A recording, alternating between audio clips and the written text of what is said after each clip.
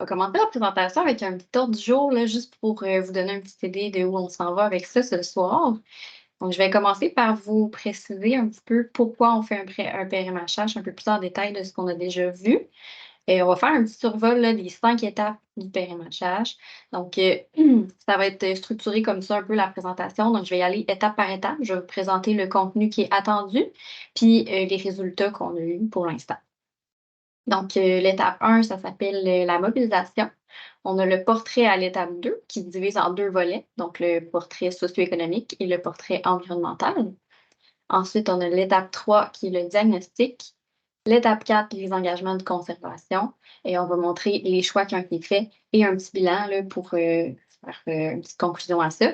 Puis, je vais survoler le plan d'action qui n'est pas terminé encore. Puis, on va terminer avec les questions qu'on a reçues, puis une petite idée de ce qui s'en vient là, pour la suite. Donc, pourquoi faire un PRMHH? En fait, rapidement, là, je vous explique la définition d'un milieu humide et hydrique.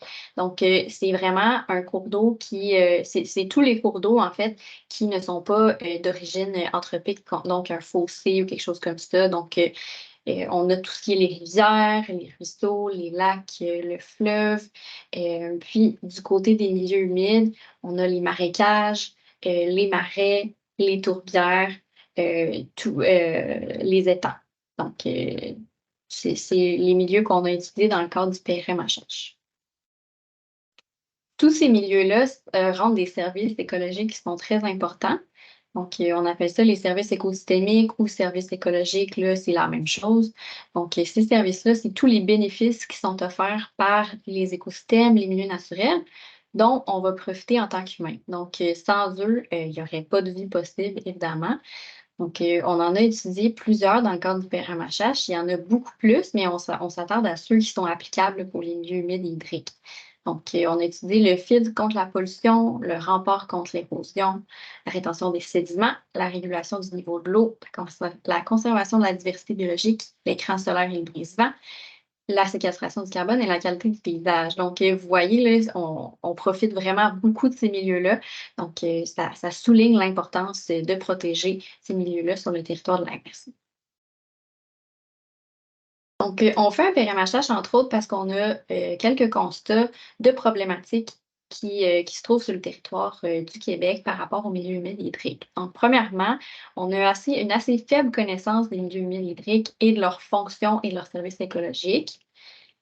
Aussi, quand on fait des projets de construction, des projets de développement, on fait un constat qui est assez tard sur le terrain qu'il y a des milieux humides et hydriques. Donc, c'est difficile de planifier en amont pour les conserver. Donc, on y va un petit peu au goutte à goutte, au cas par cas, au lieu de faire quelque chose qui est un peu plus global. Ensuite, c'est ça, un peu dans le même sens. On a des mesures de protection qui sont plus ponctuelles, donc qui ne sont pas intégrées, puis on ne regarde pas le bassin versant dans son entièreté, alors que tous les cours d'eau, évidemment, dans un bassin versant et tous les milieux humides sont connectés. Donc, c'est très important de planifier à plus grande échelle comme ça. Puis, plus important encore, on a une réduction globale de la qualité et de la quantité des milieux humides et hydriques au Québec. Donc, avec les nombreux projets de développement, l'étalement urbain, il y en a de moins en moins. Et donc, les services écosystémiques fournis par les milieux sont de plus en plus rares et recherchés. Donc, le contexte légal du PRMHH, en fait, c'est quelque chose qui est imposé à toutes les MRC sur le territoire du Québec par le gouvernement provincial. Donc, ça a été adopté en 2017 à l'Assemblée nationale. Donc, ça découle de la loi concernant la conservation des milieux humides et hydriques, qui vise à affirmer le caractère collectif des ressources en eau et visant à renforcer leur protection, notamment pour reconnaître les fonctions écologiques exercées par les milieux humides et hydriques. Et ça mène à confier au MRC la responsabilité d'élaborer et de mettre en œuvre le PRMHH en 2023. Les objectifs généraux du PRMHH, c'est d'assurer la gestion cohérente de tous les bassins versants en étant comme complémentaire à tout autre plan régional concernant les bassins versants. Donc, on a des organismes sur le territoire, par exemple les organismes de bassins versants. On a aussi plusieurs autres plans qui ont été faits. Donc, c'est vraiment de coordonner tout ça pour arriver à quelque chose de cohérent. On veut aussi favoriser l'atteinte de l'objectif d'aucune perte nette. Ce qu'on veut dire par là, c'est vraiment l'objectif principal du PRMHH, c'est que pour toutes les pertes qu'on estime qui vont arriver, on veut faire des projets de restauration et de création de milieux humides au lieu de seulement payer une compensation financière, par exemple. Donc, c'est pas, on s'entend, là, c'est pas la même chose que de ne pas avoir de perte du tout, de détruire aucun milieu humide, mais c'est la meilleure solution qu'on a dans la majorité des cas. Donc, ce qu'on veut atteindre, c'est qu'on ait autant de milieux qui soient restaurés ou créés que de milieux qui sont perdus. On veut aussi prendre en compte les enjeux qui sont liés au changement climatique, puis adapter nos actions en conséquence. Donc, je me lance dans les 5 étapes du PRMHH. Donc, je les ai montrées rapidement tantôt. Il y a la liste ici encore une fois, mais on va se lancer tout de suite dans la première étape. Donc, la mobilisation. La mobilisation, c'est simple, il n'y a pas de rapport qui est relié à ça, mais c'est vraiment une façon de collecter toutes les informations et toutes les données qu'on peut avoir qui ont rapport au milieu humide ou hydrique et aux perturbations puis toutes sortes de choses, tout ce qui est lié vraiment au milieu humide pour qu'on puisse faire notre travail par la suite. Donc, on va contacter différents partenaires pour avoir plein de sources de données complémentaires et différentes. Donc, autant les organismes comme la SCABRIC, le CRE, les villes, les municipalités, les MRC voisines et tout ça. Donc, on va compiler toute cette information-là pour venir au portrait, créer un portrait de nos milieux humides justement en utilisant ces données-là. Donc, pour le portrait, comme je vous ai dit tout à l'heure, il y a vraiment 2 grands volets. Donc, un contexte d'aménagement où on va venir voir vraiment la démographie de la MRC. On va voir aussi l'organisation spatiale de comment sont utilisées les terres. On va aussi regarder les principaux secteurs d'activité économique. Ensuite, contexte environnemental, on vient recenser tous les milieux humides et hydriques avec les meilleures données qu'on a. Donc, on fait seulement avec des données qui sont disponibles, qu'on a récoltées à l'étape 1. On ne va pas sur le terrain. Il y a quand même une grande quantité de milieux humides, puis ça serait beaucoup trop de travail. Et c'est quand même des données qui sont assez fiables qu'on a. Donc, on y va comme ça. Ensuite, on va recenser et localiser toutes les problématiques qui peuvent affecter la qualité et la quantité des milieux humides et hydriques. Donc ça, on a regardé vraiment beaucoup de choses, par exemple les espèces envahissantes. On a regardé, par exemple, les canaux de drainage, les remblais, les sources ponctuelles de pollution, toutes sortes de choses comme ça, pour, avec ces problématiques-là, être capable de déterminer l'état des milieux humides et hydriques. Donc ça, c'est une espèce de formule qu'on fait là, selon la distance de la perturbation, selon la gravité de la perturbation. On va venir créer une espèce de code qui va attribuer à chaque milieu humide un score d'état, donc soit bon, moyen ou mauvais. Puis, on va regarder aussi les autres milieux naturels d'intérêt qui sont sur le territoire aussi. Question de se faire une carte là, qui va tout prendre ça en compte. Donc, je vous présente un petit peu le portrait démographique qu'on a fait.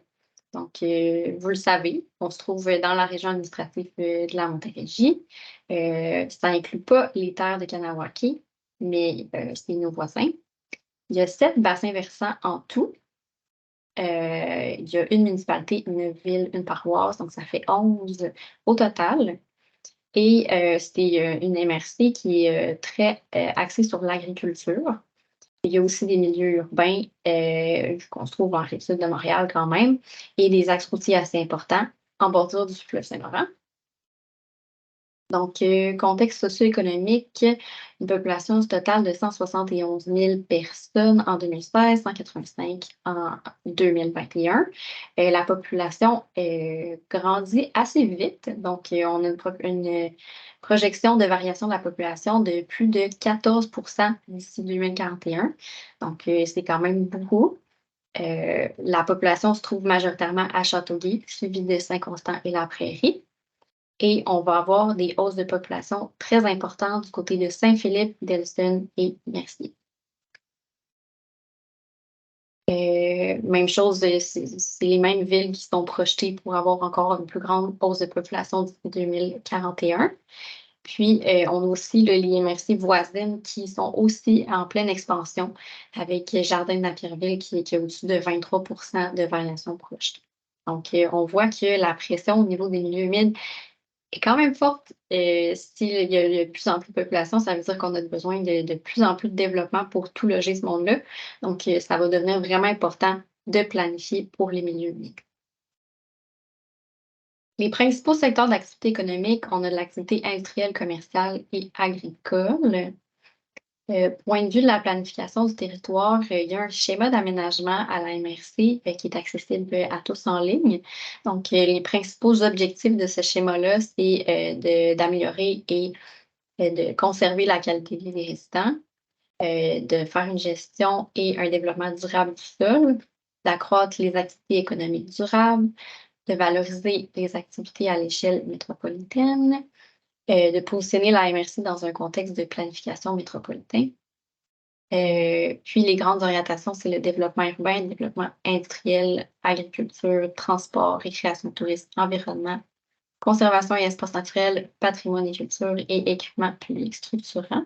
Donc ça, c'est les priorités qu'on a à l'échelle de la MRC. Côté des grandes affectations du territoire, c'est comme je vous disais tout à l'heure, l'agriculture prend une très grande place. On a 62 du territoire qui a une affectation agricole dynamique. Donc, je vous montre les grandes affectations rapidement. Donc, tout ce qui est vert, c'est de l'agriculture. Donc, du côté des municipalités, là, c'est très, très, très présent. Puis du côté de nos villes, là, en bordure du fleuve, il va y avoir des zones TOD, donc des corridors de transport structurant. Il va y avoir du multifonctionnel, du résidentiel, du industriel. Donc, ça ressemble à ça.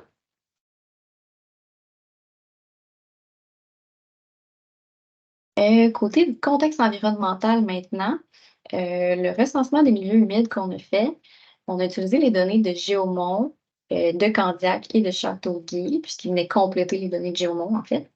Donc, on a recensé un total de 358 hectares de milieux humides. Donc, 5 du territoire environ là, de sa superficie est couvert de milieux humides. La prairie et Châteauguay, c'est les endroits où on en retrouve le plus, côté superficie. Et c'est dominé par les marécages et les eaux peu profondes. On a très peu de tourbières et de marais.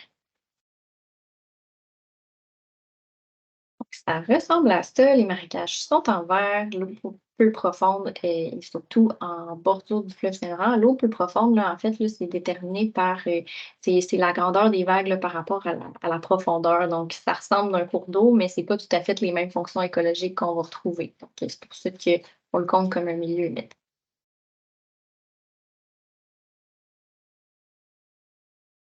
Côté des milieux hydriques, c'est encore une fois un recensement qui a été fait par Géomont avec des photos, des orthophotos et du lidar. On trouve un total de 548 kilomètres de cours d'eau, donc ce qui équivaut à 1,24 km par kilomètre carré. Et c'est Saint-Philippe qui a le plus de cours d'eau en termes de longueur. Donc, 60 des cours d'eau sont intermittents et il n'y a pas de lac naturel, sauf le lac Saint-Louis, évidemment. Donc, ça, c'est pour les cours d'eau. On voit qu'il y en a quand même beaucoup. Là, on a des bonnes rivières aussi dans la MRC. Ça ressemble à ça pour les cours d'eau. Côté des perturbations, en fait, les milieux humides avaient plusieurs types de perturbations. On a les canaux de drainage qui sont très importants à cause des activités agricoles. Donc, les canaux de drainage, ce que ça va faire, c'est que ça va assécher les milieux humides. Donc, c'est quand même une source de perturbation qui est assez importante. On va aussi avoir la proximité d'une source de pollution, par exemple des activités industrielles. Ça, c'est une source de pollution qui est plus ponctuelle. On va avoir l'orniérage et le lessivage des chemins non pavés. Donc, quand il y a des résidus de la route qui se retrouvent dans les milieux. La fragmentation, quand un milieu humide est séparé en deux par des activités humaines. Et les espèces exotiques envahissantes. Donc, c'est vraiment les perturbations qui étaient le plus souvent trouvées dans les milieux humides. Donc, on a trouvé que 31 des milieux étaient en bon état, 42 dans un état moyen et 26 en mauvais état. Donc, c'est assez réparti également entre les trois classes. Du côté des milieux hydriques, il y a la linéarisation des cours d'eau. Donc, la linéarisation des cours d'eau, c'est aussi en milieu agricole, là. C'est ce qui arrive quand, par exemple, on va modifier la trajectoire d'un cours d'eau pour soit faire un petit peu de drainage, soit faire de l'irrigation pour organiser nos champs. Donc, ça, ce que ça va faire, c'est que ça va empêcher le milieu d'avoir ses méandres naturels. Donc, ça peut faire de l'érosion et ça peut faire toutes sortes de problèmes comme ça. Puis, les services écosystémiques sont moins présents dans ce cas-là. Aussi, la qualité des bandes riveraines.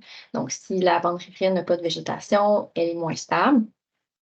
Les présences de zones d'érosion, de bâtiments dans les plaines inondables, de ponts et de ponceaux, de prélèvements et rejets des eaux, de barrages, les enjeux reliés à la qualité de l'eau, selon le plan directeur de l'eau qu'on initie à la MRC, les espèces exotiques envahissantes, encore une fois, et les activités de navigation. Donc, du côté des milieux hydriques, la situation est peut-être un peu moins inquiétante. On a 24 des milieux qui sont en bon état, 67 en état moyen et 9 en mauvais état. Pour ce qui est du recensement des milieux naturels d'intérêt qui ne sont pas des milieux humides ou hydriques, donc on a plusieurs milieux qui ont une reconnaissance gouvernementale sur le territoire, autant des réserves naturelles reconnues, des milieux de conservation volontaire, des habitats fauniques et des réserves nationales. Par exemple, on a les îles de la Paix. Donc ça, on les a tous répertoriés sur nos couches, là, sur nos shapefiles, en fait. On a aussi d'autres territoires d'intérêt qui ont aussi été pris en compte. Donc, on a les bois métropolitains, le parc de conservation de la prairie, le corridor vert, Château-Guéléry, les Rivoirs-Noirs et le parc régional de Rivière-Saint-Jacques à la prairie. On a aussi regardé les habitats des espèces qui ont un statut particulier. Donc, des informations qui sont disponibles en ligne, qui sont mises disponibles par le gouvernement provincial. Donc, c'est quelque chose qu'on a pris en considération aussi dans le PRMHH. Puis, on a aussi pris en considération le RC de la CMM qui a mis des territoires, là, des territoires naturels d'intérêt en valeur, là, qui a sorti des cartes en montrant qu'il y avait des habitats de la rainette faugrillon ou des territoires autant humides que terrestres d'intérêt. Donc, on les a cartographiés pour pouvoir faire les autres étapes par la suite. Donc, ça m'amène au diagnostic, l'étape 3. Donc, le diagnostic, c'est vraiment une façon de juxtaposer le contexte d'aménagement et le contexte environnemental selon les différents bassins versants et d'analyser tout ça ensemble. Donc, les objectifs, c'est de vraiment décrire les enjeux environnementaux et comprendre comment la conservation des milieux humides et hydriques pourrait contribuer de manière positive à la collectivité. Donc, on a identifié les milieux d'intérêt pour la conservation. À l'aide d'une démarche plus scientifique, là. Donc, on a pris des critères qui étaient fixes, puis on a identifié les milieux qui fournissaient le plus de services, puis qu'on avait plus d'intérêt à garder. Et on a croisé les informations qui étaient présentes au portrait pour les analyser, pour faire ressortir les enjeux du territoire. Par exemple, c'est comme ce qu'on a vu avec les différentes perturbations. Donc, ça va être utilisé pour voir c'est quoi nos enjeux à l'échelle du territoire et des bassins versants. Donc, pour déterminer les milieux qui étaient d'intérêt pour la conservation, on a fait un exercice qu'on appelle un exercice de priorisation des milieux humides. On l'a fait seulement sur les milieux humides. En fait, on n'a pas fait de choix de conservation sur les milieux hydriques parce que c'est beaucoup plus difficile à calculer, là, les pertes et les perturbations, c'est moins clair. Donc, les choix s'arrêtaient sur les milieux humides. Donc, on a fait l'exercice de priorisation sur ces milieux-là seulement aussi. Donc, la priorisation, ça a été réalisé par Géomont. Donc, qui ont fait une analyse multicritère détaillée et complète. Donc, ce qu'on veut dire par une analyse multicritère, c'est qu'on va avoir différents critères qu'on va regarder. Donc, par exemple, si le milieu humide est gros, ça va représenter un des critères. Donc, c'est un critère qui nous permet de dire qu'un milieu humide va remplir plusieurs fonctions écologiques plus il est gros. Donc, on va prendre ce critère-là, puis on va y associer un score. Puis, on va associer des scores comme ça à chacun des critères, puis les additionner à la fin pour créer une espèce de hiérarchie là, des milieux humides, puis les classer en 4 classes. Donc, c'est juste une indication pour nous dire quel milieu humide fournit le plus de services écologiques puis pourrait être le plus important à garder. C'est simplement pour nous donner une idée de ce qui se passe. Donc, les 4 catégories, faible potentiel, potentiel modéré, bon potentiel et fort potentiel. Donc, c'est les bons et les forts potentiels qui vont être le plus intéressants pour nous. On va utiliser cette priorisation-là à l'étape 4, la prochaine étape, les engagements de conservation, pour un petit peu nous aiguiller là, quand on va venir pour faire les choix de conservation, pour prioriser ceux qu'on voudrait le plus garder si on a un choix à faire entre 2 terrains ou faire des projets de développement. Donc, voici l'exercice de priorisation. Donc, on a quand même beaucoup de beaux milieux humides qui sont assez gros, qui vont fournir plusieurs services écologiques. Donc, on les a mis en fort potentiel. Vous pouvez voir sur la carte qu'il y en a quand même beaucoup. Puis, les faibles potentiels, potentiels modérés, c'est les plus petits là, qui restent dans les terres agricoles surtout, qu'il y a il y a moins de population dans ces endroits-là aussi. Donc, il y a plusieurs critères sur lesquels ils scorent un peu moins haut. Mais juste pour noter, là, c'est pas parce qu'il y a un milieu humide qui a une faible priorisation qu'on va pas le conserver, là. Pas du tout. Il est quand même important, il y a quand même des fonctions. C'est simplement si on a un choix à faire entre 2 milieux humides que ça va devenir utile d'avoir ces priorisations. Juste pour complément Donc, aussi, Evelyne, j'aimerais mentionner que les cartes qui vous sont montrées, que c'est un petit peu difficile parfois si on a un petit écran ou quoi à voir, elles vont être disponibles en bonne résolution sur le site de la MRC. Vous pourrez y accéder, zoomer dessus, prendre le temps de regarder ces cartes-là et nous soumettre vos questions au besoin. ouais, très bon point. On a beaucoup de cartes ce soir, fait que je ne zoomerai pas sur chacune pour vous montrer tous les petits détails, mais oui, les diapositives, tout ça va être disponible. Donc, vous allez pouvoir les consulter à votre rythme, poser des questions au besoin. Je continue avec le diagnostic. Donc, on a toute une section aussi sur les forces, faiblesses, opportunités et menaces dans chaque bassin versant. Donc, les bassins versants, vous allez souvent voir l'acronyme UGA, ça veut dire Unité géographique d'analyse. C'est le bassin versant, en fait. C'est que dans le cadre du PRMHH, on nous demande d'avoir des unités pour analyser différents enjeux. Dans certaines MRC, c'est par exemple tout ce qui est plus urbain, ils vont décider de l'analyser comme une unité. Mais nous, on a choisi d'analyser chaque bassin versant séparément parce que c'était plus adapté à notre territoire. Donc, UGA, bassin versant, c'est deux termes interchangeables. Donc, pour chaque bassin versant, selon les observations qui ont été faites au portrait du territoire, on va identifier les forces, faiblesses, opportunités et menaces. Donc, les forces et faiblesses, c'est les éléments positifs et négatifs sur lesquels on a un certain contrôle. Donc, par exemple, la présence de nombreux acteurs de l'eau qui sont proactifs, comme des différents organismes. Les opportunités et les menaces, c'est quelque chose sur lesquels on n'a pas de de contrôle direct. Par exemple, une espèce à statut qui soit en danger et menacée.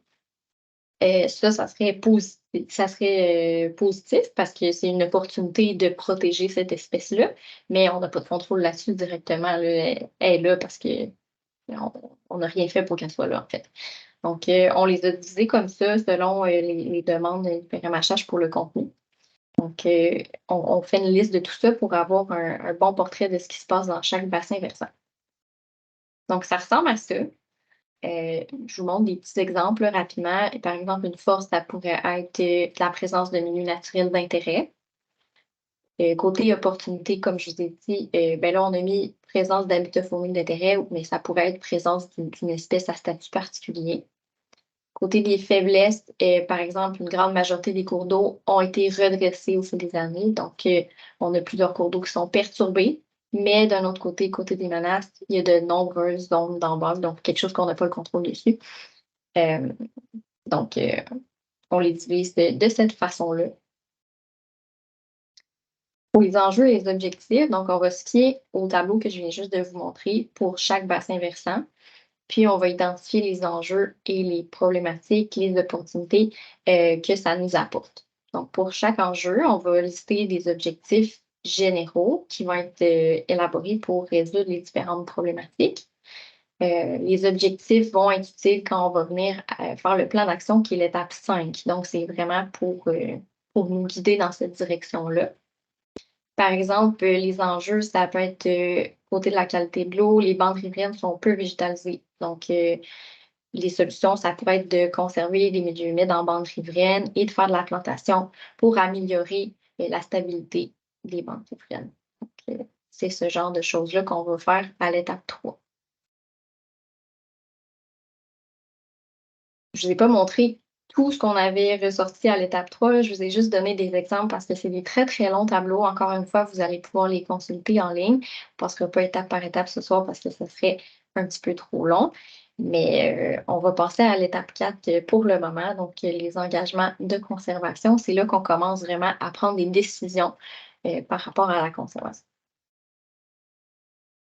Donc, l'étape 4, ça va consister à faire des choix de conservation sur les milieux humides. Là, j'ai mis MHH, mais on parle seulement des milieux humides pour l'instant, parce que comme je vous avais expliqué, les milieux hydriques, c'est un petit peu moins clair, là, si on protège, si on ne protège pas, les différentes perturbations, qu'est-ce que c'est quoi les impacts, donc on se concentre là-dessus.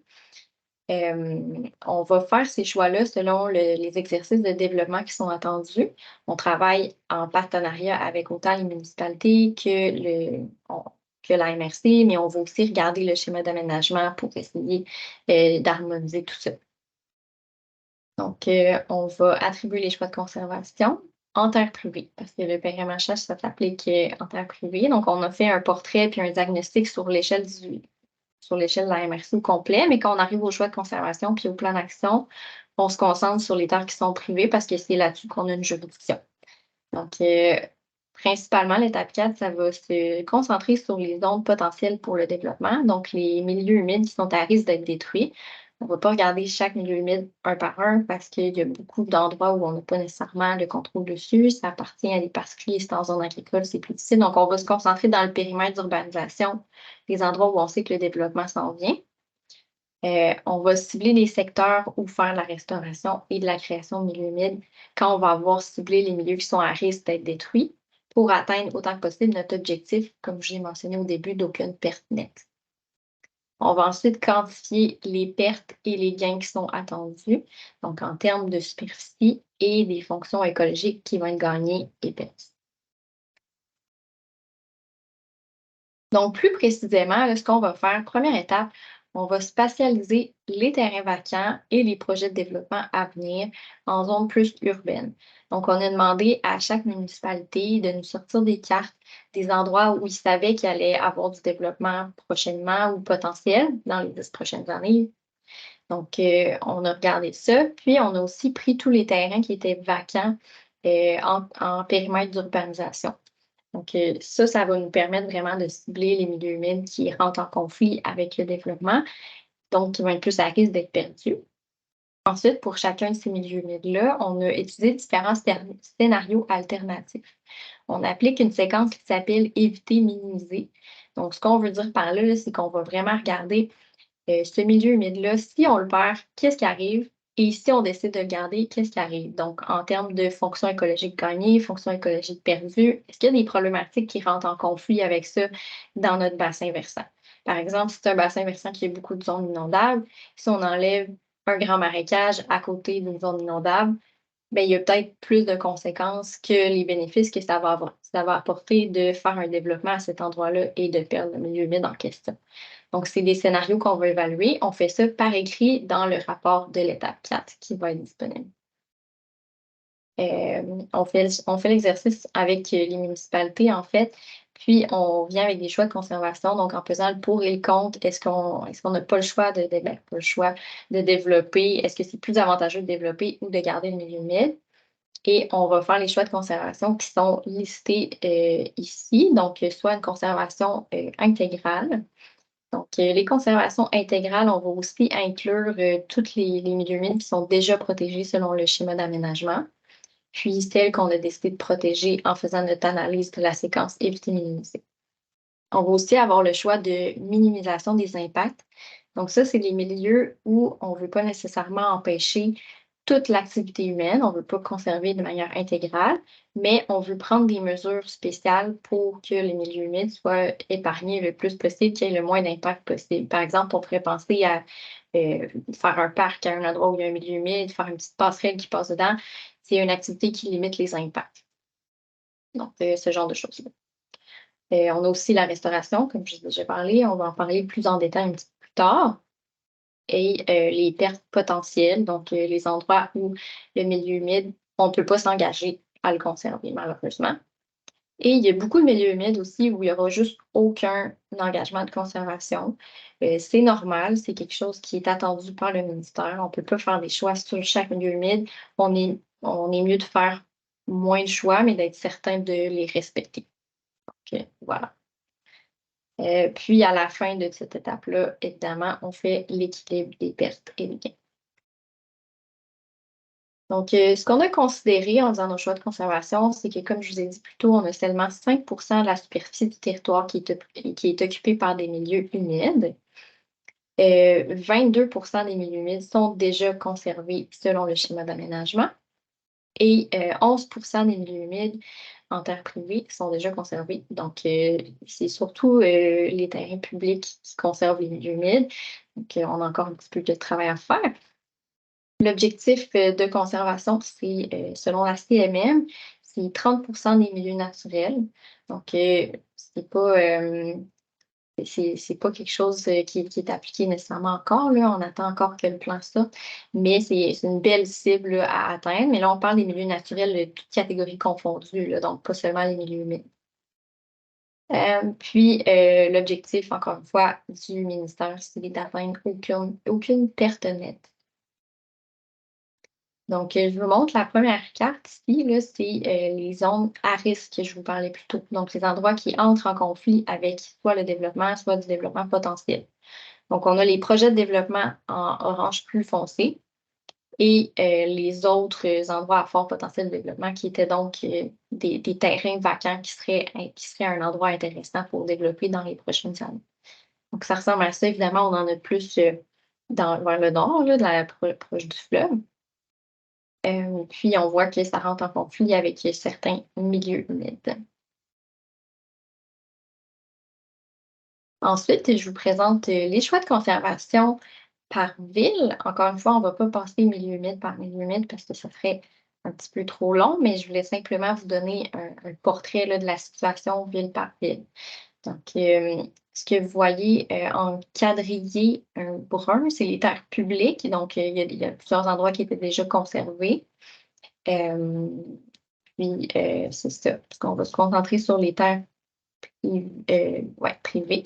Donc, à Châteauguay, il y avait quand même un bel effort qui avait été fait. Là. Il y a plusieurs milieux qui sont conservés. On voit une perte là, aux côtés de l'autoroute 30 dans le bas. Il y avait quelques projets là, notables en zone plus industrielle, mais les milieux humides ont été conservés quand même. Donc, les pertes, c'est surtout des très petits milieux qu'on voit presque pas sur la carte. Côté de Léry, on a des développements qui s'en viennent, mais on a opté pour le choix d'utilisation durable. Donc, c'était vraiment des beaux milieux qui étaient en bordure du fleuve, très important à conserver. Donc, il va y avoir des mesures pour en perdre le moins possible. Ici, on a la municipalité de Tellson. Donc, on a plusieurs milieux qui sont en pleine inondable, donc sur le bord des rivières. Il n'y a pas nécessairement de choix qui ont été faits, mais évidemment, il n'y aura pas de construction qui vont se passer là, mais on ne va pas mettre non plus les milieux humides en cloche de verre. On a quelques pertes, là. Il y avait quand même des gros projets qui étaient prévus, qui étaient dans un corridor structurant de transport. Donc, ça a été des projets plus difficiles à éviter. Ensuite, on se retrouve à Candiac. Candiac qui a beaucoup de projets de conservation qui s'en viennent, beaucoup de projets de création et de restauration aussi. Donc, c'est très positif de ce côté-là. La prairie, qui a vraiment beaucoup de milieux humides qui sont très beaux, donc qui sont très grands aussi. Donc, il y avait plusieurs de leurs milieux qui étaient déjà ciblés par le RCI de la CMM, comme je vous avais parlé plus tôt, qui étaient des territoires d'intérêt. On a décidé d'aller dans ce sens-là aussi, puis d'essayer de les conserver.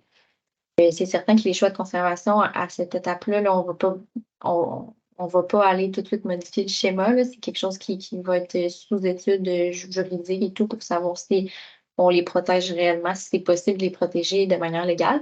Mais ce que je vous présente pour l'instant, c'est vraiment la volonté des municipalités à cette étape-ci. Ici, on a 5 constants, donc il n'y a pas beaucoup de milieux, il n'y a pas beaucoup de choix qui ont été faits non plus parce que le périmètre d'urbanisation est assez petit. Donc, c'est ça. Ici, on a Sainte-Catherine. Il y avait un grand milieu là, qui va être en utilisation durable aussi. C'est un projet c'est un grand projet de développement là, assez structurant qu'ils veulent faire, mais ils vont essayer de garder ce milieu humide-là dans le cadre d'un parc ou quelque chose comme ça qui n'aura pas trop de dommages sur le milieu. Ici, on a Mercier et Saint-Isidore. Donc, on les a regroupés ici, là, vu qu'il n'y a pas tant que ça de milieu humide dans les deux villes. Donc, il n'y a pas un très gros périmètre d'urbanisation, donc on n'a pas eu beaucoup de choix de conservation à faire. C'est surtout des endroits qui étaient déjà protégés. Et même chose du côté de Saint-Philippe et Saint-Mathieu, c'est un peu la même réalité, très agricole, pas un gros périmètre d'urbanisation, qu'il n'y a pas beaucoup de choix qui ont été faits. La plupart sont sans objet en territoire plus agricole. Donc, un petit bilan de tout ça, les choix de conservation par ville. Vous pouvez consulter le tableau. Là, on ne va pas passer chiffre par chiffre, mais on voit quand même qu'on a un, un 2 là, des milieux humides en termes de superficie de la MRC qui sont potentiellement perdus dans l'exercice du périmétrage qu'on a fait. Donc, c'est pas coulé dans le béton encore, mais qui sont plus à risque. Il y a 2 des milieux humides. En conservation, quand même, il y a un 33 qui est conservé. Donc, c'est très bien, 85 hectares. Et en utilisation durable, on a quand même 48 Donc, c'est quand même des chiffres qui sont assez encourageants. Donc, un petit bilan pour conclure. Donc, si la situation reste telle quelle, il va y avoir 2 des milieux humides qui vont être potentiellement perdus. On a aussi fait une petite analyse pour savoir quels services écologiques étaient les plus touchés. Donc, dans les milieux humides qui allaient potentiellement être perdus, quels étaient les services écologiques qui étaient rendus par ceux-ci. Donc, on avait le rempart contre l'érosion, la rétention des sédiments, la régulation du niveau de l'eau, la conservation de la diversité biologique, écran solaire épuisant et qualité du paysage. Donc, c'est ces services écologiques-là qu'on a gardés en tête quand on a commencé à regarder pour les projets de restauration et de création. Donc, évidemment, les services qui ont été perdus, on va essayer de trouver des milieux humides à restaurer qui vont remplir un petit peu les mêmes rôles là, pour qu'on ne perde pas trop de fonctions à l'échelle du bassin versant. Donc, je vous fais un petit rappel là, concernant la restauration et la création. Vous pouvez trouver beaucoup plus d'informations et d'exemples si ça vous intéresse. Il y a un guide d'élaboration d'un projet de restauration ou de création d'un milieu humide hybride qui existe en ligne. Ça a été publié en 2021. Vous pouvez copier le titre là, dans le bas que je vous ai mis juste ici pour le trouver si ça vous intéresse. Donc, lorsqu'un projet de construction va porter atteinte à des milieux humides et hydriques, le ministère va soit exiger une contribution financière ou des travaux de restauration ou de création. Donc, maintenant, depuis qu'on est obligé de faire un PRMHH, la contribution financière n'est vraiment pas conseillée. Donc, on priorise vraiment la restauration et la création et les contributions financières vont être mises à profit pour faire ce genre de projet-là, justement. Donc, les services perdus et les enjeux des bassins versants vont être considérés pour cibler les priorités de restauration. Donc, comme je vous ai dit, on va regarder, par exemple, les services qui ont été perdus, les enjeux dans les différents bassins versants qu'on a ciblés à l'étape 3, puis on va faire des choix dans ce sens-là. Par exemple, s'il y a un bassin versant qui a beaucoup d'enjeux d'érosion, bien, c'est certain qu'on va garder en tête de restaurer des milieux qui favorisent un rempart contre l'érosion quand on va venir planifier des projets de restauration ou de création. Des exemples de projets de restauration, on peut par exemple végétaliser un milieu humide qui est très perturbé. faire un apport en eau et maintenir un entretien là, dans le milieu pour lui permettre de recouvrir sa fonction de milieu humide. On peut, par exemple, remouiller des tourbières qui ont été drainées, colmater des canaux de drainage qui sont en train de drainer présentement un milieu humide, retirer, par exemple, des constructions qui fragmentent un milieu, comme des remblais, des routes, ce genre d'affaires-là. Donc, chaque chaque ville et municipalité ont été appelées à cibler des endroits où ils aimeraient faire des projets de restauration et de création, donc des terrains vagues qui appartiennent à la ville et qui seraient propices à ça. Donc, il y a plusieurs villes qui ont été vraiment coopératives, qui avaient déjà plein d'idées. On peut voir, là, par exemple, du côté de Châteauguay, du côté de Delson, du côté de Candiac. Il y a plusieurs suggestions, autant pour la création que pour la restauration. On a aussi des milieux qui sont déjà protégés, mais qu'on veut restaurer. Ceux-là, on les a mis en vert. Donc, c'est des milieux qui vont être en mauvais état, puis on va venir enlever des perturbations comme ça. Par exemple, à Candiac, il y a des endroits où ils voudraient créer un habitat qui est plus propice à la rainette fauillon, qui est une espèce qui est menacée présentement. Donc, c'est ce genre de projet-là qu'ils nous ont proposé. Donc, ça met fin à l'étape 4. Donc, on a réussi à atteindre notre balance et même plus d'aucune perte nette parce qu'on a eu plus de projets de restauration et de création qui nous ont été proposés que de pertes potentielles. Donc, bonne nouvelle de ce côté-là. Donc, avec tout ça en tête, on a pu élaborer le plan d'action qui n'est pas complètement terminé. Donc, aujourd'hui, je vais vous présenter plus une structure de à quoi ça ressemble le plan d'action. Donc, en gros, le plan d'action, c'est de prendre des mesures qui vont permettre d'atteindre les objectifs du PRMHH et les choix de conservation qui ont été faits à l'étape 4. Donc, comme je vous dis, en cours de réalisation, les objectifs, ça va être de passer de la planification à la gestion en ayant des interventions qui sont plus concrètes que les étapes précédentes. Puis, on va relier tous les projets dans un plan qui est qui est d'ensemble, qui va vraiment prendre tout en considération.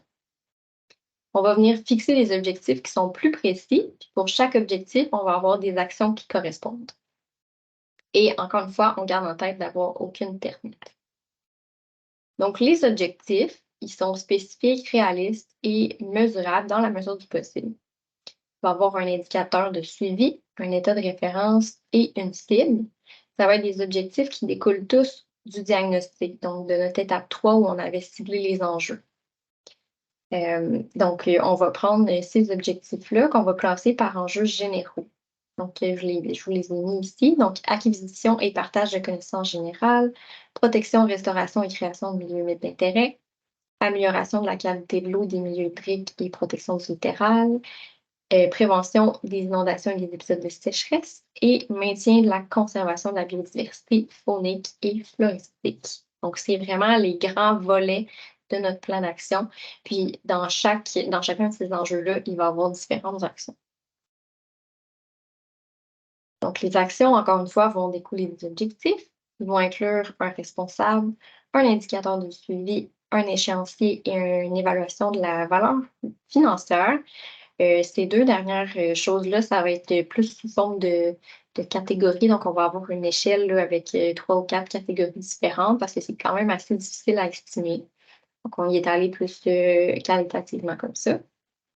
Évidemment, il faut qu'ils correspondent aux compétences de la MRC et qu'ils soient en terre privée. On va aussi miser vraiment beaucoup sur la faisabilité. Donc, on essaie d'avoir une quantité réaliste d'actions qui soient de qualité pour qu'on soit capable de tous les réaliser. Et on veut aussi assurer une certaine complémentarité avec les MRC voisines et les autres plans qui ont été faits pour les milieux naturels à la MRC, question qu'on ne se répète pas, puis qu'on vienne vraiment être le plus efficace possible. Ça va être des actions qui vont être très variées en termes de nature. Donc, on va avoir autant des actions qui vont être directes, donc aller sur le terrain, faire des actions concrètes, aller faire des actions plus dans le sens de la communication, l'éducation, la sensibilisation, autant auprès des villes qu'auprès des citoyens. On va avoir aussi de la réglementation, des choses qui vont être ajoutées au schéma d'aménagement, par exemple. Et l'acquisition de connaissances aussi, côté plus recherche, d'aller chercher puis des connaissances sur les choses qu'on a identifiées qu'on ne connaissait pas en faisant justement le PRMHH. On va avoir beaucoup de ce genre d'actions-là pour l'instant parce que c'est notre premier PRMHH, puis on s'est rendu compte qu'il y avait beaucoup de choses qui nous manquaient comme information. Donc, on va plus se consacrer sur les études de faisabilité, ce genre d'affaires-là pour notre premier PRMHH. On va aussi cibler différents responsables et partenaires. Donc, évidemment, ça va être la MRC qui va être le responsable de tout ça, mais aussi on va impliquer les services d'aménagement des différentes villes, différentes municipalités. On va impliquer des firmes, par exemple, comme DBM, des organismes, le département des communications de la MRC, ce genre de choses-là. Ça, je vous l'ai déjà présenté, les 5 grands thèmes. Et dernièrement, on va faire un programme de suivi et d'évaluation de la mise en œuvre. Donc, on se fait une espèce de liste des moyens qui vont être utilisés et de la fréquence à laquelle on va venir vérifier que nos actions sont vraiment mises en œuvre. Donc, on va aussi cibler les outils qui vont être pris, par exemple des rapports, des réunions, ce genre de choses-là. Puis, on va aussi cibler des responsables qui vont être responsables de l'évaluation de la mise en œuvre. Donc voilà, ça fait le tour de la présentation. On va passer aux questions. Donc, juste avant, je voulais vous présenter un petit peu qu'est-ce qui s'en venait pour la suite. Donc, présentement, le plan d'action, on est en discussion avec les élus. Donc, c'est notre dernière étape avant de pouvoir adopter le plan d'action et c'est la dernière étape. Donc, ensuite, quand on va tous s'être entendus sur les actions, et on va mettre toutes les étapes en commun, puis on va être prêt à l'envoyer au ministère. Ça va être fait pendant le mois de décembre. Ensuite, le ministère va avoir quand même, ça peut être quand même long, là. Encore une fois, c'est le premier PRMHH pour tout le monde. Donc, on ne sait pas encore exactement quand on va recevoir les résultats de ça, mais ils vont le commenter, puis on va pouvoir ajuster tout ça. Puis évidemment, le PRMHH, c'est quelque chose qui va être en constante évolution. Donc, c'est normal, les milieux humides, ça va changer. Il va en avoir qui vont être perdus. On va avoir des nouveaux projets de développement qui vont arriver. Donc, on va tenir toutes les couches, les cartes à jour pendant ce temps-là. Puis le plan d'action aussi va évoluer selon les besoins. Donc, c'est ça qui s'en vient pour le PRMHH dans les prochaines étapes. Donc, pour ce qui est des questions, on a pris les questions que vous nous aviez envoyées. Et je vais répondre au fur et à mesure ici. Donc, première question, est-ce permis d'abattre les arbres près des cours d'eau? Non, ce n'est pas permis selon la réglementation municipale. Donc, vous pouvez vous référer à cette réglementation-là au besoin. Deuxième question, pour les personnes qui détiennent un terrain qui sera considéré comme en zone inondable, qu'adviendra-t-il du sort des terrains? En fait, c'est pas les zones inondables, on a plusieurs questions là-dessus. C'est pas en lien avec le PRMHH, donc c'est soumis à une réglementation municipale qui est déjà existante, qui est indépendante. Donc, il faut se référer à cette réglementation-là, malheureusement. Troisième question, sachant qu'il ne sera plus possible d'avoir un permis de construction en raison de zones inondables, devrons-nous quand même payer les taxes scolaires et municipales? Oui, c'est pas une question de service aux citoyens, donc c'est juste des mesures qui visent la protection de l'environnement. Donc, c'est dans une réglementation provinciale qui est appliquée par le municipal. Donc, c'est quelque chose qui est hors de notre contrôle. Question numéro 4. Oui, Jean? On t'entend pas. Excusez, je ne suis pas encore assez habitué avec les présentations pour penser à ouvrir mon micro. Je vais juste apporter une petite précision concernant la portée, en guillemets, légale du PRMHH de la MRC ou de d'autres MRC. Comme je l'ai dit au début, c'est un outil d'aide à la décision. C'est un répertoire du portrait du territoire qui montre c'est quoi le territoire, quoi ressemble le territoire, que la MRC, on a fait un exercice avec la MRC, avec tous les intervenants pour identifier les milieux sensibles, identifier ces milieux-là pour cibler des milieux qu'on pense qui devraient être protégés puis qu'on devrait mettre un effort d'accompagnement aux promoteurs, aux propriétaires privés qui auraient des projets de développement éventuels. C'est un outil qui aide qui va aider qui va qui va servir d'accompagnateur pour accompagner ces propriétaires-là, pour essayer de trouver des solutions pour soit réaliser le projet ou trouver des projets alternatifs pour essayer de protéger le plus de milieux humides possible. Mais à la base de tout, la réglementation actuellement en vigueur, qui est la loi sur la qualité de l'environnement, reste pleine et entière. Puis la responsabilité de tout promoteur, de tout propriétaire privé, avant de faire un projet de développement, tout le monde, il n'y a personne qui peut se soustraire de la loi, a la responsabilité de s'assurer que son milieu, qui est visé par des travaux, qui pourrait être impacté par les travaux, ne renferme pas de milieu humide. Et s'il ne renferme pas de milieu humide, il n'y en a pas de problème, mais malgré la cartographie qu'on a produite dans le portrait, ça ne veut pas dire que s'il n'y a pas de milieu humide qui apparaît dans cette cartographie-là, qu'il n'y en a pas sur votre terrain. Fait que vous avez quand même la responsabilité, si vous avez un projet à faire, de vous assurer qu'il n'y a pas de milieu humide. La loi sur la qualité de l'environnement vous oblige à le faire. Puis s'il y a un milieu humide, quand même que le PRMHH montre qu'il y a un choix de conservation qui a été fait par les différents intervenants, par les élus et tout ça, pour essayer de mettre des efforts pour conserver ces milieux humides-là pour l'ensemble de la collectivité. Ça ne veut pas dire que ce n'est pas la MRC qui a le gros bout du bâton pour vous interdire de faire un projet. La loi sur la qualité de l'environnement, je le répète, reste applicable. C'est votre responsabilité de faire des demandes d'autorisation et d'obtenir les autorisations et permis du ministère de l'Environnement. La décision ultime de pouvoir détruire un milieu humide ou de pouvoir procéder à la réalisation d'un projet, ça devient une décision du ministère de l'Environnement. Ce qu'on a là devant nous, c'est un outil qui permet d'identifier les milieux humides qu'on pense qui sont présents sur le territoire. Puis, c'est comme un recueil aussi de milieux alternatifs pour faire des projets, pour créer des milieux humides si vous réussissez à obtenir une autorisation du ministère de l'Environnement pour réaliser votre projet, mais que vous allez avoir des conditions de remplacement, de restaurer d'autres milieux, ben, c'est comme une Bible, pas une Bible, mais un répertoire de projets potentiels que la MRC vous offre et il va discuter avec vous pour vous aider à réaliser vos projets.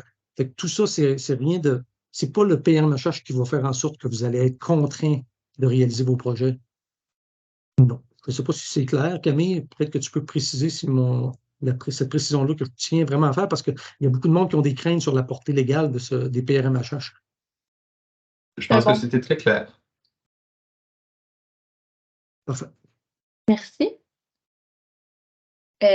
On était rendu à la question 4, donc, mais ça revient un peu à ça, là, c'est très lié à la question 3, donc les solutions pour les propriétaires de terrains en zone inondable où il est impossible de construire ou de vendre. Donc, même chose, là, les zones inondables, c'est régi par qui est régi par le provincial, donc pas par la MRC. Donc, c'est simplement une réglementation qu'on applique. Donc, malheureusement, c'est pas de notre ressort. C'est bien malheureux. Question 5, comment allons-nous respecter la demande de rétablir les milieux humides qui sont déjà détruits ou perturbés fortement? En fait, on ne va plus compenser là, la destruction de milieux humides par la protection d'un espace, par exemple un espace boisé en échange ou d'autres terrains en guide de compensation. Donc, on vise vraiment à zéro perte nette avec le PRMHH. Donc, soit on évite, on minimise les impacts ou on compense en faisant un projet de restauration ou de création. Puis, les fonds de compensation vont être investis pour créer ou restaurer les milieux humides. Donc, il y en a vraiment beaucoup en banque, là, de l'argent qui a été ramassé de cette façon-là. Donc, maintenant, ça va être le temps de mettre ça à profit et de créer des projets qui vont être un peu plus concrets, puis qui vont vraiment miser sur les milieux humides. Donc, c'est dommage, là, il y en a plusieurs qui ont été perdus. C'est pour ça qu'on fait l'exercice de PRMHH. On ne peut pas récupérer ces milieux-là, mais le mieux qu'on peut faire, c'est d'en perdre le moins possible à l'avenir et de faire des projets de restauration et de création.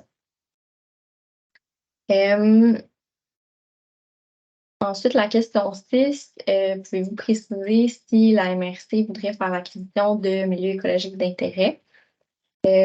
Pour l'instant, c'est vraiment la première fois qu'on fait le PRMHH. J'arrête pas de le répéter, mais c'est quand même un gros exercice puis, qui va être réalisé au 10 ans. Donc, l'acquisition, pour l'instant, c'est sur la glace. On s'est concentré à faire ce PRMHH-là. Puis, on n'a pas eu le temps ni l'énergie de viser des terrains à cet effet-là, mais c'est quelque chose qui est possible, qui est envisageable dans le futur, évidemment. Ça va peut-être être pour le prochain exercice.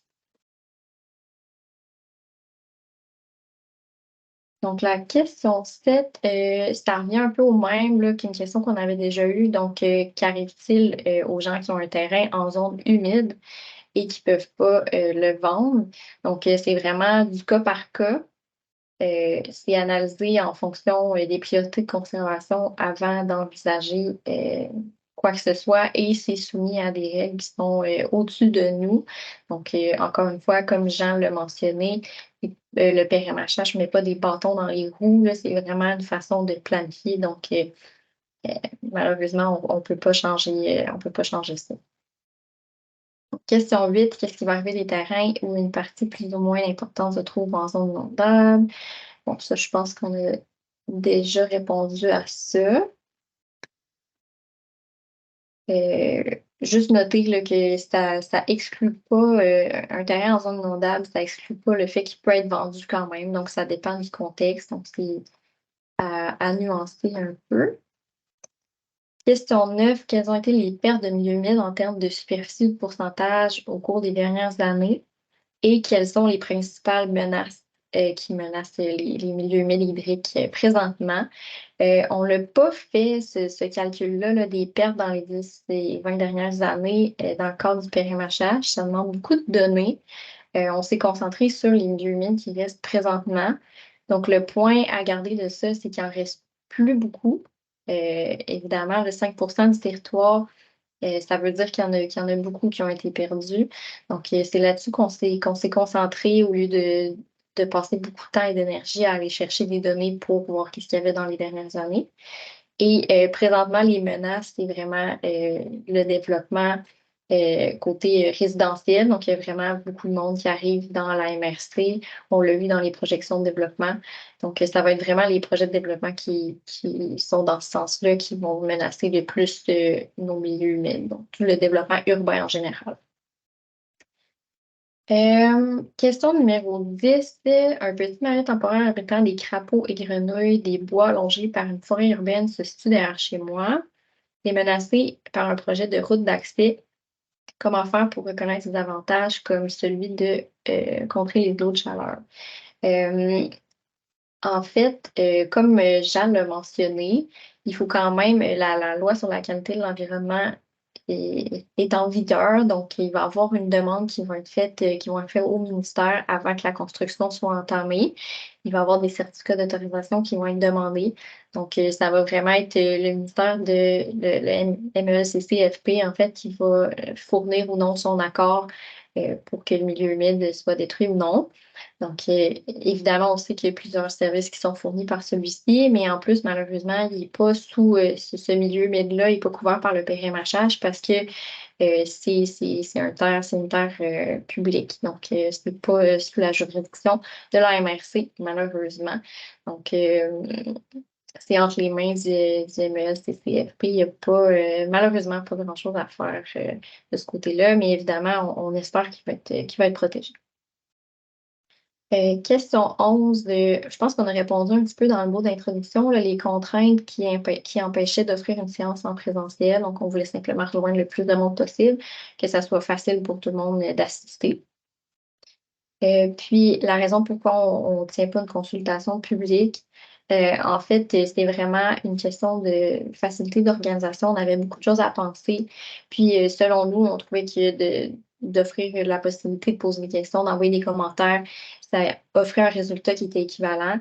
Puis, en plus, ce n'était pas quelque chose qui était demandé par le ministère dans le cadre du PRMHH, ni une présentation, ni une consultation publique. Donc, on a quand même décidé d'informer tout le monde puis de prendre les commentaires. Puis, on l'a fait d'une façon que c'était un petit peu plus simple pour nous. Donc, voilà, ça fait le tour des questions. Je ne sais pas si vous aviez quelque chose à ajouter. Oui, je vais quand même prendre le temps de te remercier. C'était une très belle présentation. Je pense que c'était très exhaustif, qu'on a fait un tour assez complet du travail qu'on a pu réaliser tous ensemble depuis pratiquement 1 an et demi. On n'est pas au bout de nos peines pour ce PRMHH, mais on arrive à une étape cruciale qui est le dépôt au ministère. S'en suivra ensuite, évidemment, les commentaires du ministère sur le document qu'on leur a proposé et une amélioration donc à venir avec des modifications. Il est évident que j'espère que ça a suscité de l'intérêt chez vous ce soir et que ça va rendre vos questions encore plus prolifiques par la suite et que ça nous permettra aussi à nous de recevoir vos questions, de pouvoir faire évoluer aussi notre réflexion sur le plan qu'on a élaboré et qu'on vous présente ce soir. Donc, merci infiniment à tous pour votre présence. Je vais mettre fin à l'enregistrement.